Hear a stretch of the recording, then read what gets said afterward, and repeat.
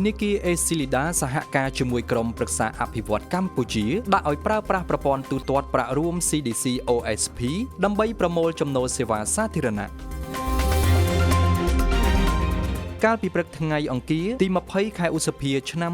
2025ដោយទទួលបានគោលការណ៍អនុញ្ញាតដ៏ខ្ពង់ខ្ពស់ពីឯកឧត្តមសុនចន្ទថុលឧបនាយករដ្ឋមន្ត្រីអនុប្រធានទី1កអកឯកឧត្តមគង់វិមានអគ្គលេខាធិការនៃអគ្គលេខាធិការដ្ឋានកអកបានអញ្ជើញជាអធិបតីក្នុងពិធីចុះអនុសារណៈនៃការយោគយល់គ្នារវាងកអកនិងធនាគារ Acilida PLC ស្ដីពីការប្រើប្រាស់ប្រព័ន្ធទូទាត់ប្រាក់រួម CDC OSP ដើម្បីប្រមូលចំណូលសេវាសាធារណៈដោយមានឯកឧត្តមហៀងសុធាយុទ្ធអគ្គលេខាធិការរងនៃអគ្គលេខាធិការដ្ឋានកអកជាមួយលោកបណ្ឌិតអិនចាន់នីប្រធាននាយកប្រតិបត្តិនៃធនាគារ Acilida PLC ជាហត្ថលេខីការចុះអនុសារណៈនៃការយោគយល់គ្នានាឱកាសនេះត្រូវបានរៀបចំឡើងក្នុងគោលបំណងដើម្បីពង្រឹងកិច្ចសហប្រតិបត្តិការប្រមូលចំណូលសេវាសាធារណៈតាមរយៈការតភ្ជាប់ប្រព័ន្ធរបស់ធនាគារ Acilida PLC ជាមួយប្រព័ន្ធទូទាត់ប្រាក់រួម CDC OSP របស់កអកដែលបានដាក់ឲ្យដំណើរការចាប់តាំងពីថ្ងៃទី31ខែកក្កដាឆ្នាំ2024សូមជម្រាបជូនថាប្រព័ន្ធទូទាត់ប្រាក់រួម CDC